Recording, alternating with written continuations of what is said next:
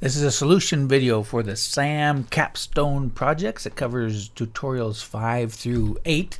So you open this database, and again, I always kind of go to the relationship database tools relationship window to see. I can look at what's going on with the tables.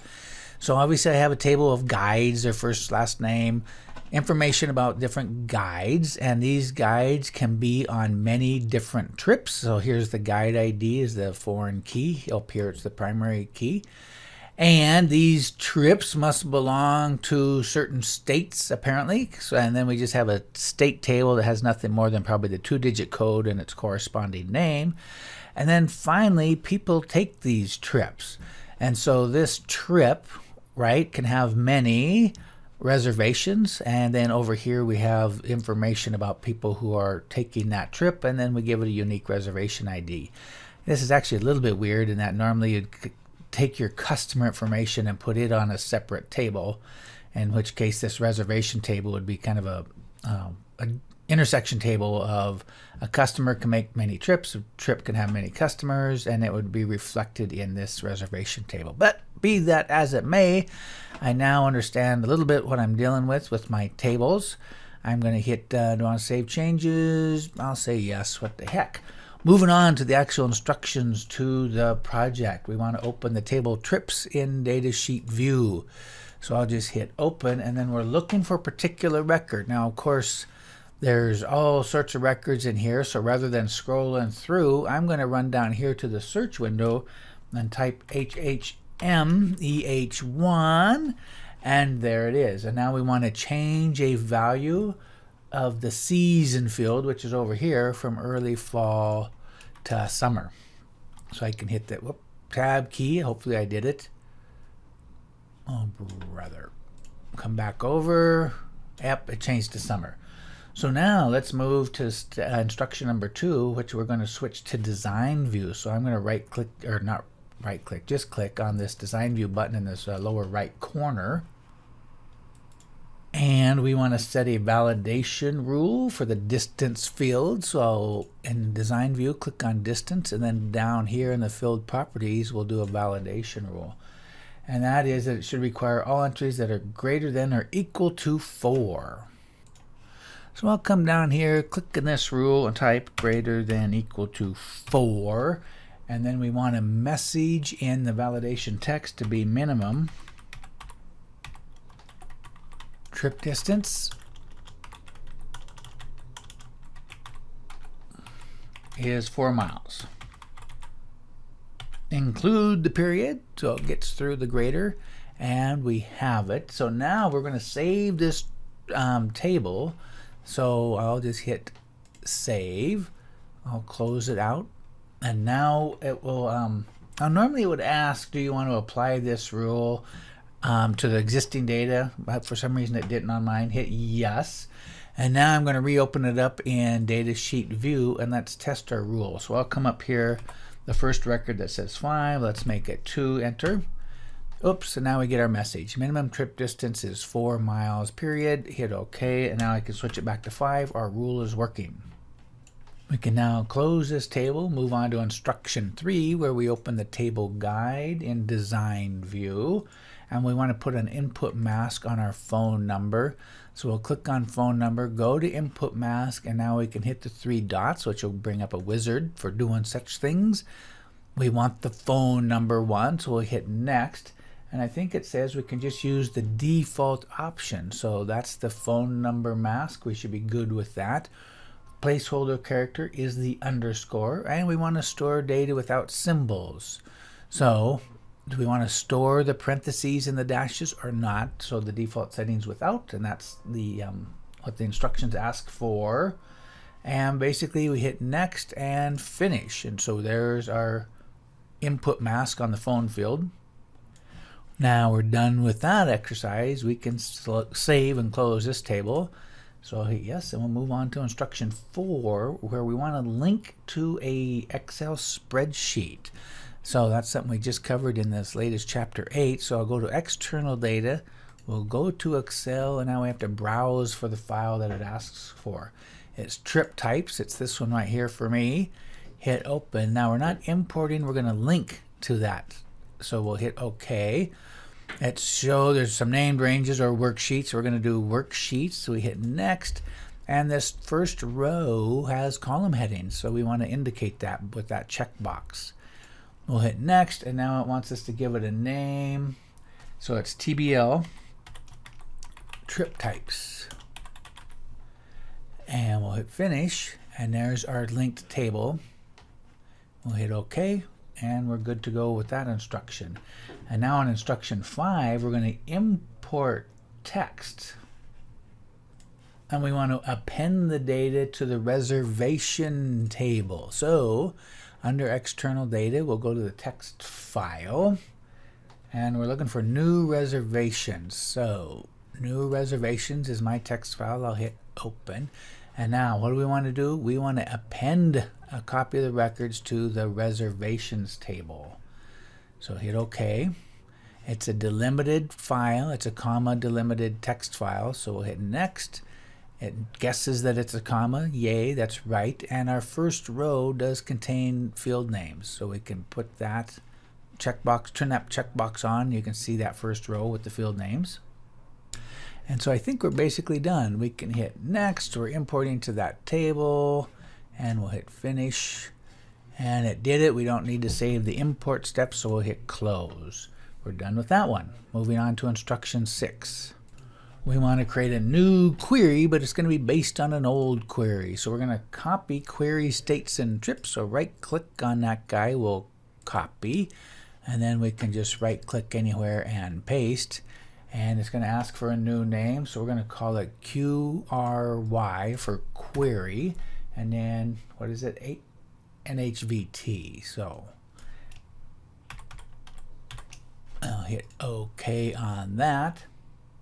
And now we're going to put this up in design view. And we're going to add a criterion of the state field. And we want in, and then parentheses, New Hampshire or Vermont.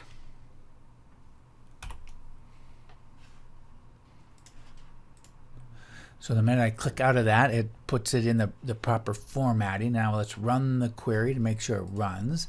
So there's New Hampshire, there's New Vermont. So we'll go back to design view. It says it should have 23 records. So I'm going to run that again and double check. And I can look down here in the record navigator and I see the number 23. So we are good to go. So I can close that query and I'll save it. Moving on to instruction 7. Here we're going to open the query guide bonus. So I will right click, we'll put it in design view because we want to add a calculated field. So I click to an empty field over here and I'm going to do it through the builder tool. So I'll click on the builder and we have a formula that we wanted to put in. It's 5 times the distance plus 10 times the group size. So I'm double clicking on group size. I hit OK, it puts it in, but now we want to call this field bonus. So I can do it 2 ways. I can either just take that expression 1 and type the word bonus, or the other way I could have done it is to gone to the property sheet and in the caption type the word bonus. So now let's double check that things are working. We'll hit run. I have my bonus field. It has some numbers in it and we can make it look like figure 1. And it seems to do that. So we can now close and save this table. And we'll move on to instruction 8, which we're creating a new parameter query in design view based on 2 tables. So I'll go to the create tab. We're going to create a new query. I'm just going to use the design. It's based on 2 tables, which are, what are they? Trips and states. Trips and states. So I'll hit add on both of those guys. And the first thing we want is the state name from the state table. And then we want trip name, start location, and the level fields. So I'll scroll down here and double click on level. And now we're doing a parameter query. So to add a parameter to anything under the criteria, we put a square bracket and then we put the message we want for our parameter. Type easy, comma, moderate, comma, or challenging. And we'll close it up with a square bracket. Now let's run that query. So when I hit run, there's my parameter asking what do you want. So if I type easy, hit OK, then I only get the easy trips. Going back to design view. Oh, now after going to design view, I'm going to hit run again because it says I should have 12 records. So let's confirm that. Type easy. Yep, down here in our record navigator, 1 of 12. So we're good to go. We can save and close that query. What do they want it called? It's QRY level parameter.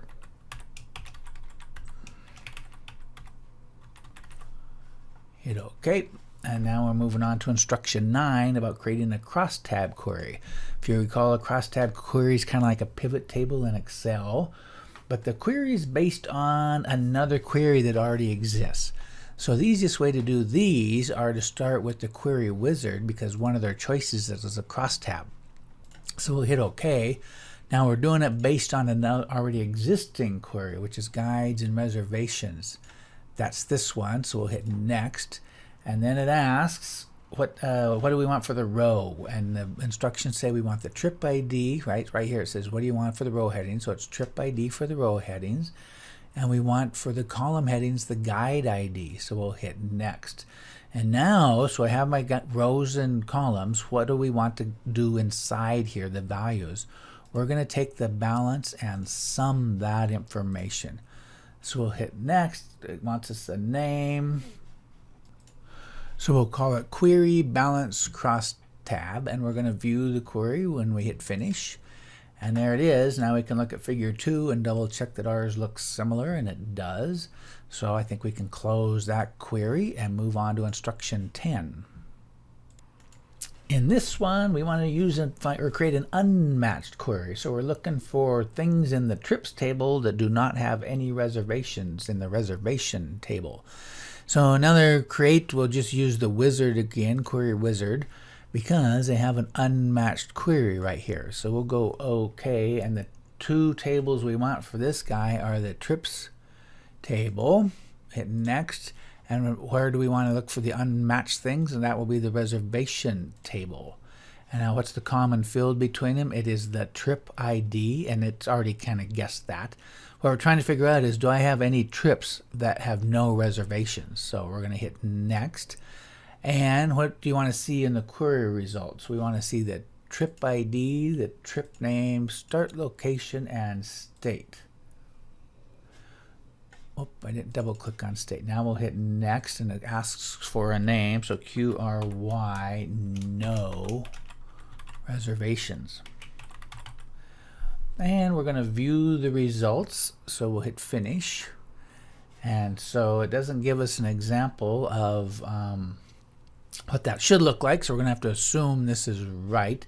It's kind of fun. For those of you who've taken 135 dB, what we end up here was a left join, and then where the table reservation is null. So it's basically, I'm looking for where the trip ID is null in the reservation table. So now we're done with that. I can close that query and move on to instruction 11. We're going to open query guide revenue and design view. And we're going to do the update. We want to sort the results in descending order by the balance field. So here's the balance field. If I right click, I can zoom on it so I can see that it's trip cost minus deposit. We want to sort that in descending order. So I'll go to the sort and choose descending right there. And we want to update the query to only return the top 5 records. So now that it's sort of descending, I can come up here under the design ribbon, return, and say 5. So if I run that, I should only get 5 records, and these are the top 5 based on the balance. We'll close that query. Do you want to save the changes? Yes. And we'll move to instruction 12, where we want to create a split form of the trips table. So that should be easy. We'll go to the trips table. We'll go create. And all of these form buttons, we go to more forms, and there was split form. So boom, we're done. We've created the split form. We've got to name it and close it. So it'll be, do you want to save it? Yes, FRM is the name, trip split. Remember, a split form is a combination of the actual form with a data sheet view below it. So we'll hit OK, and now we're on to instruction 13, where we're going to open form guide search in design view. So I'm going to minimize the queries, open the forms, and that was the form guide search. Right click, we'll go to design view, and instruction 13 and 14, 15 have us making a few tweaks to this. In 13 it says to select all these and align the right edges rather than the left edges. So one way to select them all is if you just saw I clicked and drug a box around them. So they're all selected. Now I can go to the arrange and we're going to go align, and we'll align the right edges. So then onto instruction 14, we want to delete the higher date control and the higher date label. So there's the label. I'll hold down the shift key. There's the control, and obviously to delete them I can just hit delete on the keyboard. It says save it without closing, so I'll hit the save button. And now on instruction 15, we want to add a title button up in the header of the form. So under design, here is the title, and it automatically, when you click that, puts it up in the header of the form. It then asks that you change the title to guide information form, which I just did after pausing the video, so you don't have to watch me type. And now we can save and close that form. So I'll click the X on the right. Do you want to save it? And say yes. And now we're on to instruction 16, where we're going to mess with a different form. It's form trip master. Same thing, right click, we'll get it open in design view. And now we want to make sure the control wizard is on. So when we add a control, the wizard will pop up and help us format that control. So we're going to place a new combo box, and it's going to be right below the start location. So this is the control for a combo box. We're going to put it about right there, drag it out, and up comes our wizard because we had that button on. We want the combo box to look for values from another table, and the table is going to be table states. So when we click next, it's going to be this table that we want it to look for.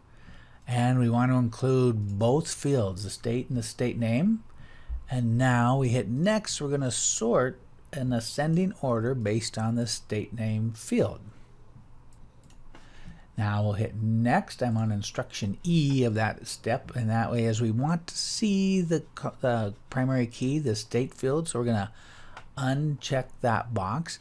And then the next question is, well, where are we storing? Oh, maybe it's not. That's the next one after this. Which field do we want to store? It's going to be state. And then it's asking, where do we want to store it? We're going to store that field in the state of the reservation table.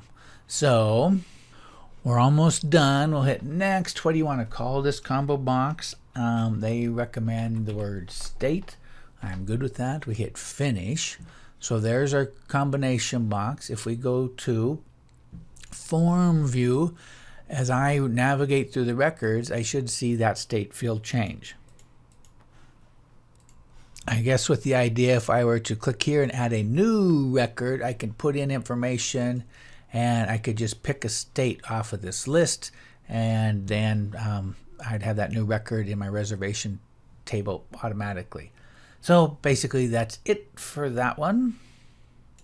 They do have a figure to make sure, figure 3, to make sure your form looks like theirs. So I'm going to close this out. We'll save the changes. Oh, brother. Because I was messing around with that state field.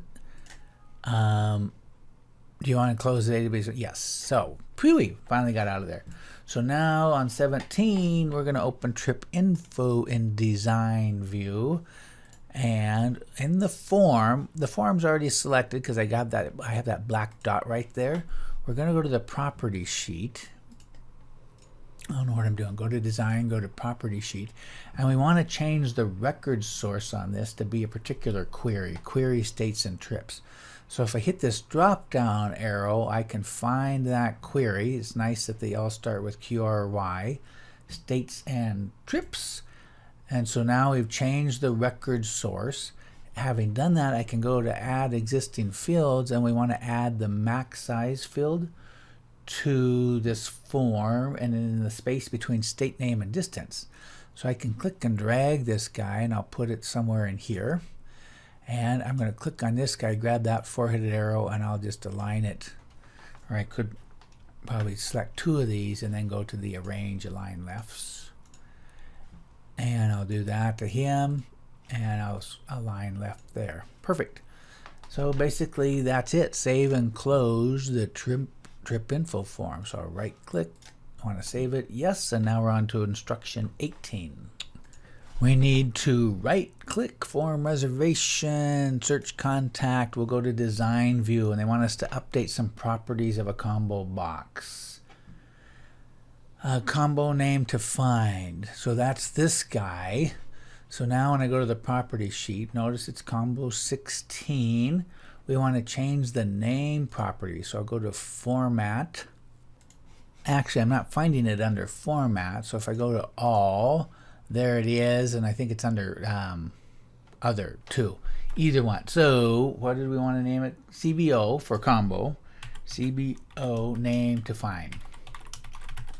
And then we want to change the tab stop property, which also happens to be under other, and we want to make that a no, so they can't, as they're tabbing through the form, it won't stop on this. Then it asks us to save this form, but we won't close it because on 18 we're doing something with the same, 19 we're doing something with the same form, and that is we want to change the tab order. So if I right click anywhere in the form, I can get a tab order box, and we want to make sure that contact first field is immediately before the contact last. So I can select that field and now drag it up in front of contact last. I'll hit OK on this, and I think we're done with this form, so I can close it, save it, and now we're on to instruction 20, where we're going to go into form guide summary. We'll go into design view, and we're going to add a tab control and put a chart on one of them. It mentions it wants the tab control at the 1/2 inch mark on the horizontal and a 1/2 inch mark on the vertical ruler. So here's the tab control, and we'll what happened there? Okay, now we got the plus sign. I'll click about here and we'll draw it there. The lower right corner should be at the 4-inch mark and 5-inch mark on the vertical. So way down here on the vertical ruler. Now we want to change the caption to chart and guide info. So if I click right in there and go to property sheet, it says page 2. In the name, I will change it to chart. And then we'll go to this one. It says page 3 under my property sheet, and we'll change it to guide info. Now in instruction 21, we're actually going to create a chart. It said to save it first, so I'll hit the save button. And now we'll go to the chart, and we're going to base this chart on a query. So I run up to my tools in the design ribbon, hit the down arrow, and here's our chart tool. So I just click in here until it turns black, and it's not based on a table, it's based on a query. So guide revenue summary. So there's that query, so we'll hit next. We want the guide ID and the deposit field for the chart, and then we want a 3D column chart, so that would be this one. We'll hit next, and we want to use the deposit field. Hang on. So based on instruction D, we want the deposit field here and the guide ID and the axis, and so it's already, that's what the format it comes in as, so we're good to go there. And we'll select the guide ID fields to link the document in the chart. That's already done. It knows what is the common field. So we'll hit next, and now we got to title the chart.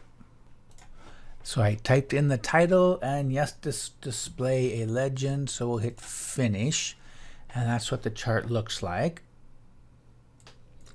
They don't give us a picture to see what this should look like. Let's go to form view. Oh, that's kind of a bummer. I just stopped the video to look at the solution file for this, and I think their instructions are wrong unless I'm confused between a horizontal and a vertical ruler.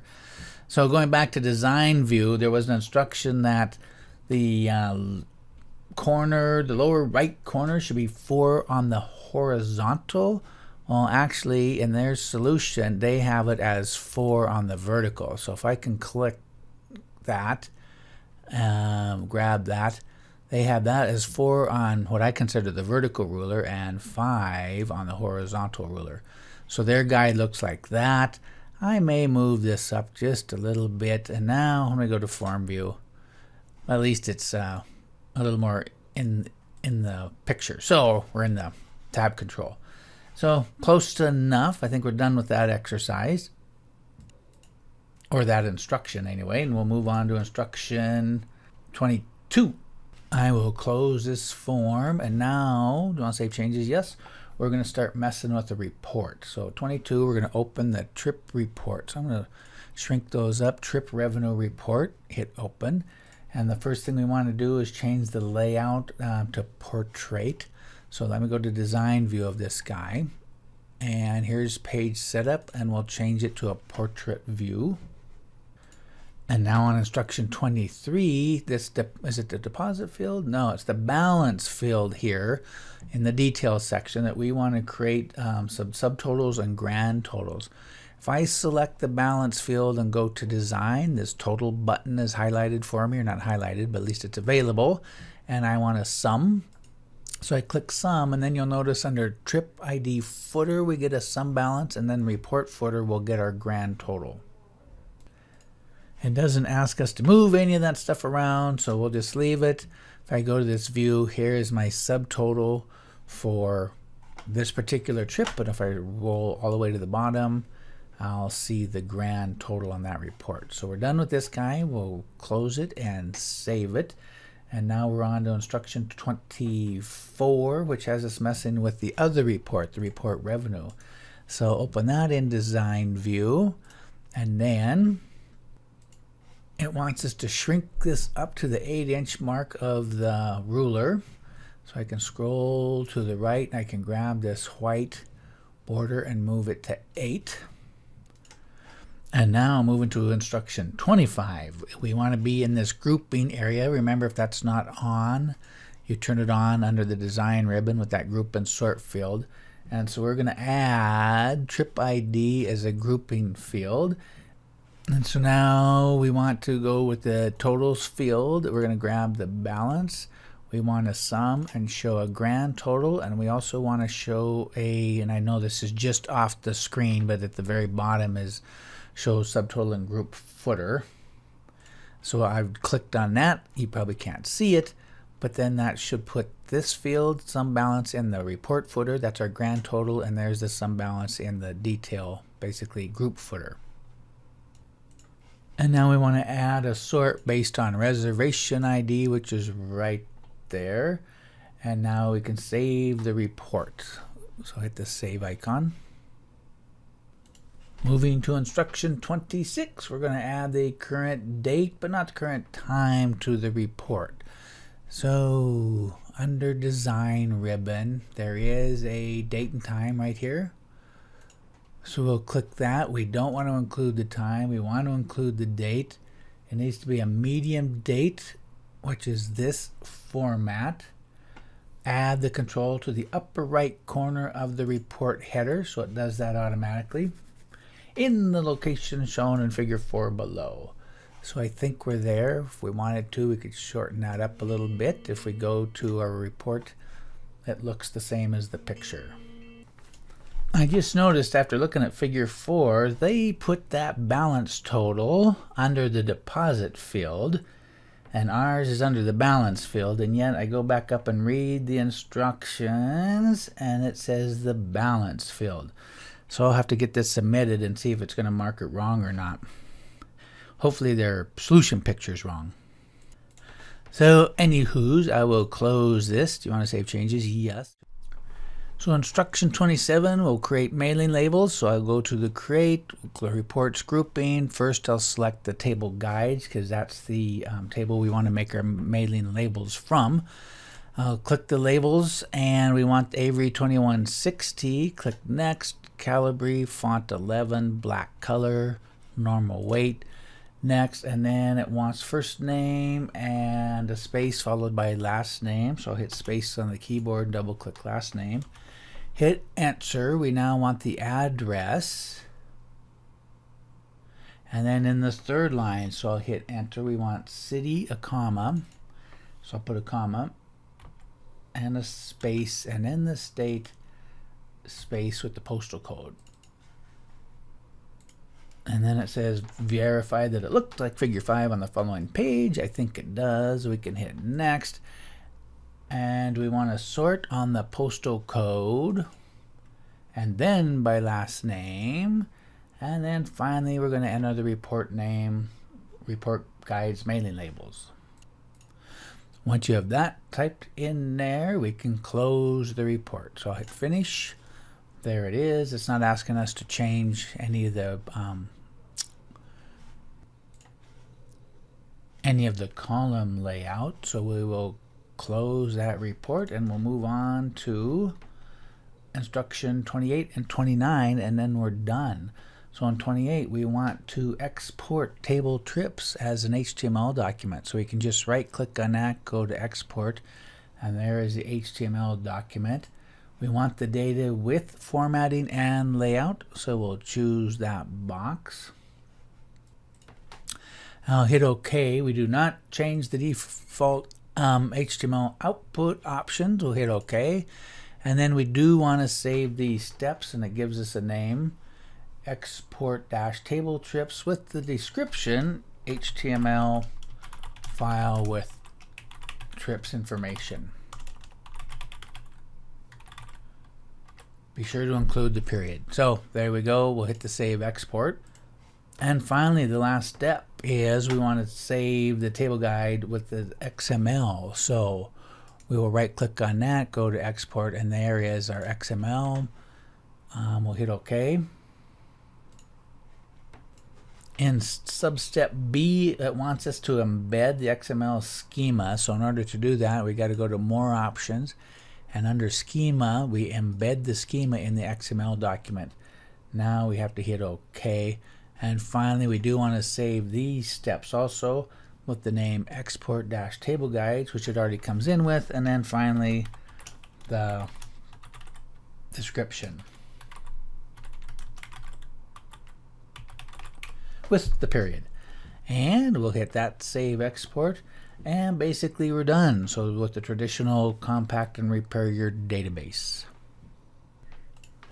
Just to let you know, I submitted mine. I wanted to confirm that some of the typos I saw in the instructions weren't going to affect the grading, and I got a 99 out of 100, which is pretty good considering I would expect a lot of typos because I'm trying to talk and type at the same time.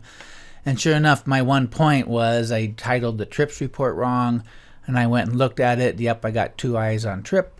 So the bottom line is, if you follow my steps in this video, you should do fine.